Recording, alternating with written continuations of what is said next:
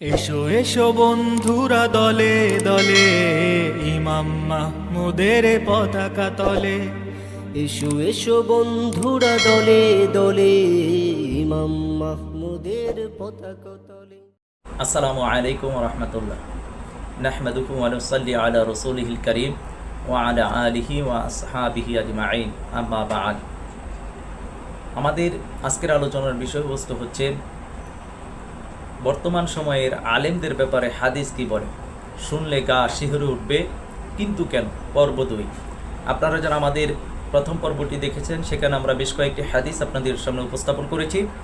আজকে আপনাদের সামনে আরেকটি গুরুত্বপূর্ণ হাদিস আমরা উপস্থাপন করব। আমার হাতে আপনারা যে কিতাবটি দেখতেছেন, সেটি হচ্ছে, কিতাবের নাম হচ্ছে আস-সুনান ওয়ারিদাতু ফিল ফিতান। বাংলা করা হয়েছে ধেয়ে আসছে ফিতনা নামক। ধেয়ে আসছে ফিতনা নামক কিতাবটি আপনারা মার্কেটে পাবেন।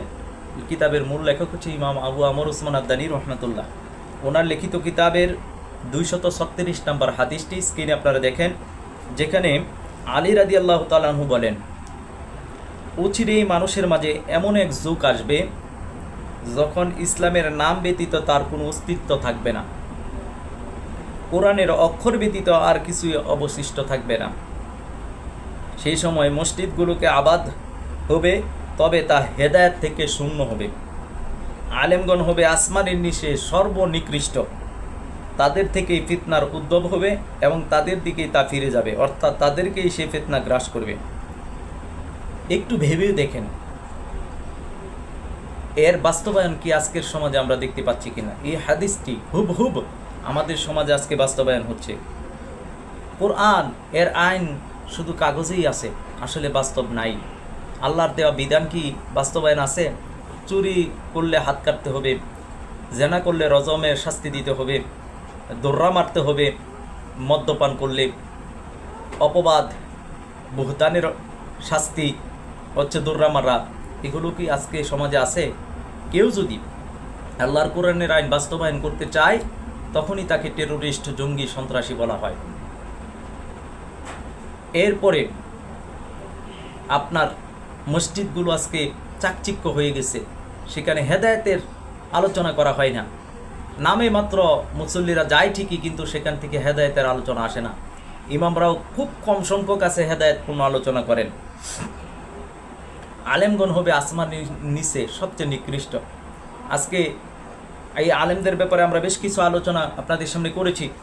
গত পর্বে আমরা বেশ কয়েকটি হাদিস দেখিয়েছি, ঠিক একই হাদিস আপনাদের সামনে আমরা আলোচনা করেছি যে এই হাদিসটা কিন্তু আজিফাতিল আজিফা গ্রন্থের মধ্যেও রয়েছে। যেমন আমার হাতে যে কিতাবটা আপনারা দেখতেছেন, আজিফাতিল আজিফা গ্রন্থের মধ্যে 59 নম্বর হাদিসের মধ্যে ঠিক একই হাদিসটা কিন্তু আনা হয়েছে।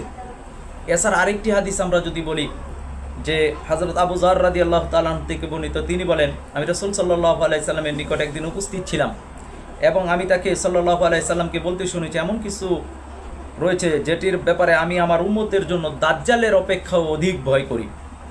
তখন আমি ভীত হয়ে পড়লাম, তাই আমি বললাম, হে আল্লাহ রাসূল সাল্লাল্লাহু আলাইহি সাল্লাম, এটি কোন জিনিস যার ব্যাপারে আপনি আপনার উম্মতের জন্য দাজ্জালের চাইতে অধিক ভয় করেন? তিনি সাল্লাল্লাহু আলাইহি সাল্লাম বললেন, পথভ্রষ্ট আলেমগণ। এখানে দেখেন আল্লাহ রাসূল সাল্লাল্লাহু আলাইহি সাল্লাম এই পথভ্রষ্ট আলেমদেরকে কত ভয় করেছেন। তাদেরকে দাজ্জালের ফিতনার চাইতেও তাদের ফিতনাকে বলা হয়েছে। ফিতনাতুদ দুহাইমিয়ার অধ্যায়টা আপনারা পড়ে দেখবেন, ফিতনাতুদ দুহাইমিয়াটা আসলে কি।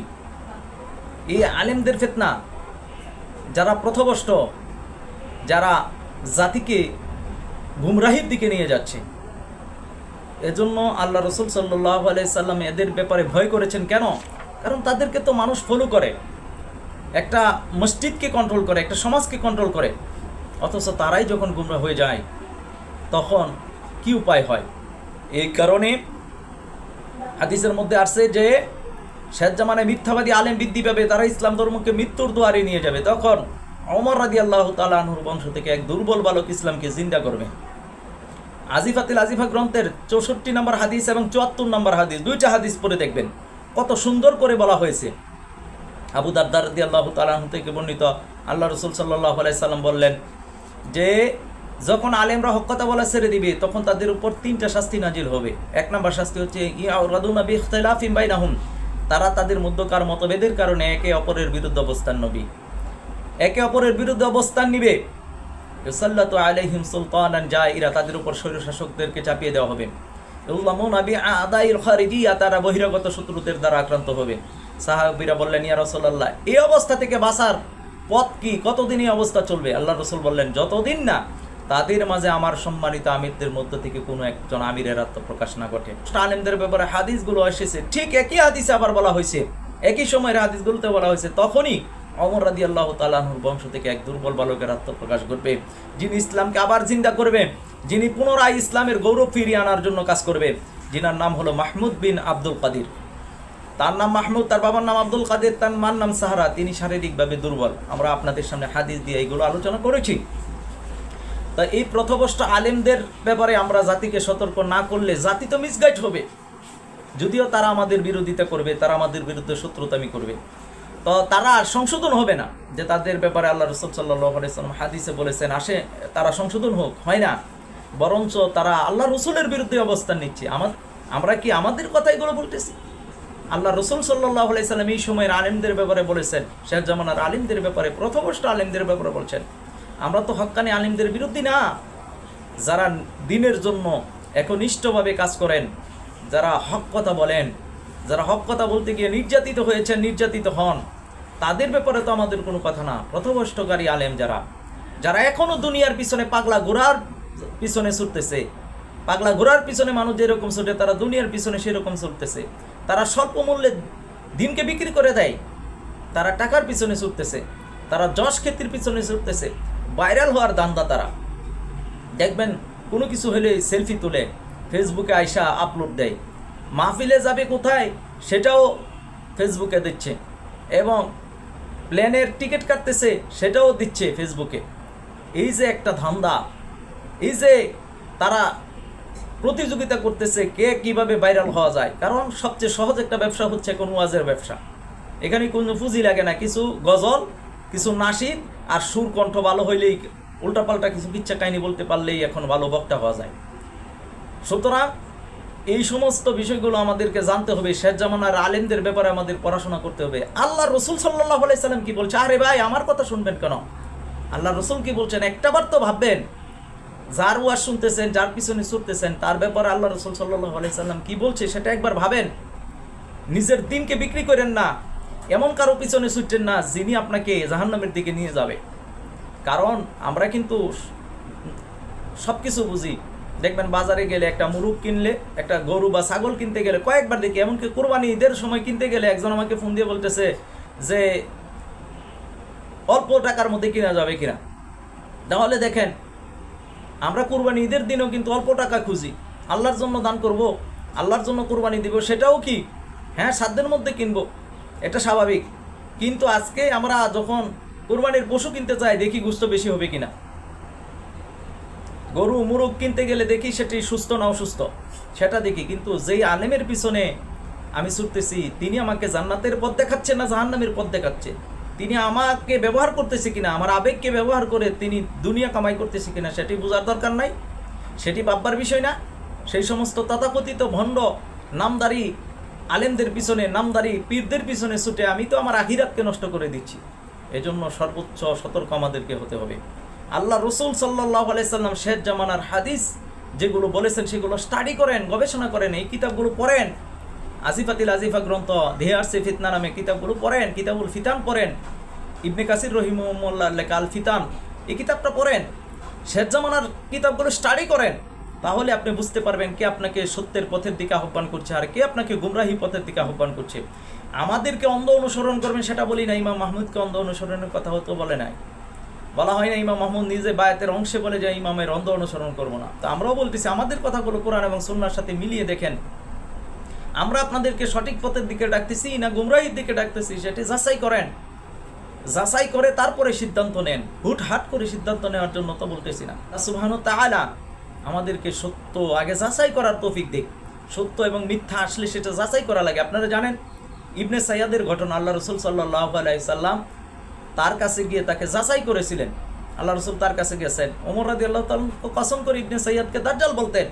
আল্লাহ রসুল সাল্লাল্লাহু আলাইহি সাল্লাম নিজেও তার কাছে গেছেন। কেন গেছেন? আল্লাহ রসুল কি জানেন না দাজ্জাল শেষ সময় প্রকাশ করবে? এর মানে আল্লাহ রসুল সাল্লাল্লাহু আলাইহি সাল্লাম ইবনে সাইয়্যাদের কাছে গিয়ে যাচাই করে উম্মতকে শিক্ষা দিয়েছেন যে কেউ কোনো দাবি করলে সেটা আগে যাচাই করবা, সেটা সত্য না মিথ্যা সেটা যাচাই করে দেখতে হবে। আজকে আমরা যাচাই বাছাই না করে এই উমুকে বলছে, আমি যাচাই করছি না, উমুকে বলছে, তার স্বার্থের জন্য বলছে কিনা সেটাও তো যাচাই করতে হবে। তিনি তার নেতৃত্ব আমিত্ব কর্তৃত্বের জন্য বলছে কিনা সেটাও তো যাচাই করা লাগবে। তো ইমাম মাহমুদ হাবিবুল্লাহকে যাচাই করেন, ওনার লেখা কিতাবগুলো পড়েন, ওনার লেকচারগুলো শুনেন, হাদিসগুলো যাচাই করে দেখেন, মিলিয়ে দেখেন, তাহলেই তো সত্য উপলব্ধি করতে পারবেন।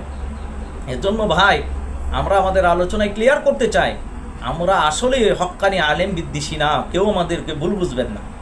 হক্কানি আলেম বিদ্বেষী আমরা না, পথভ্রষ্ট আলেমদের ব্যাপারে আপনাদেরকে সতর্ক করতেছি, আপনারা তাদের পিছনে ছুটে নিজের আখিরাত নষ্ট করেন না।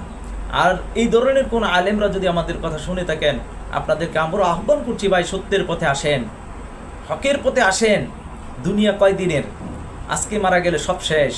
এই দুনিয়া আপনাকে রক্ষা করতে পারবে না। আপনি নিজেও জানেন যে আপনি কি করতেছেন, আপনি নিজেও জানেন যে আপনি টাকার পিছনে ছুটতেছেন, ভাইরাল হওয়ার জন্য ছুটতেছেন। আসুন না আল্লাহকে সন্তুষ্ট করার জন্য কাজ করি, আসুন না প্রকৃত দিনের জন্য কাজ করি, আসুন না সত্যকে গোপন না করে সত্যগুলো অকপটে স্বীকার করি এবং প্রচার করি। আমরা আমাদের সুবিধা মোতাবেক আয়াতগুলো শুধু প্রচার করি, যেগুলো আমাদের বিপক্ষে যাবে সেগুলো কেন প্রচার করি না, যেগুলো সত্য সেগুলো কেন প্রচার করি না। যদিও হক প্রচার করতে গেলে বাধা তো আসবেই, এটা তো সুন্নাত। পয়গম্বরগণের উপর নির্যাতন এসেছেন, সাহাবাই কেরামের উপর নির্যাতন এসেছেন, ইমামগণদের উপরে নির্যাতন এসেছেন। সুতরাং এখনো যদি হকের কথা বলেন, সত্যের পথে চলেন, তাহলে নির্যাতন আসবে, এটা তো সাময়িক। আখিরাতের কথা চিন্তা করিয়া আলেমদের উপর নির্যাতন আসলেও আলেমদেরকে সত্য কথা বলতেই হবে, সত্য প্রচার করতেই হবে, এটি এদের উপর অর্পিত দায়িত্ব। আর যদি সে তার দায়িত্বর ব্যাপারে গাফেল থাকে, আল্লাহ তাআলার দরবারে অবশ্যই জবাবদিহি করতে হবে। তা আমাকে কেউ ভুল বুঝবেন না, আপনাদেরকে সতর্ক করার জন্য আমি শুধু এই কথাগুলো বলে যাচ্ছি। এই হাদিসগুলো আপনারা নিজেরা স্টাডি করেন, নিজেরা পড়াশোনা করেন এবং নিজেরা সতর্ক হন। আল্লাহ সুবহানাহু ওয়া তাআলা আমাদেরকে সতর্ক হওয়ার তৌফিক দান করুন। আমিন ইয়া রাব্বাল আলামিন। ওহে মুসলিম, তুমি দেখছো না কেন বিশ্বের পরিণাম? কাফের তাগুত নিয়েছে কেড়ে তোমাদের সম্মান। এখনো কেন ঘুমিয়ে তোমরা না দিয়ে স্লোগান? জিহাদি সমাধান, এর জিহাদি সমাধান, জিহাদি সমাধান।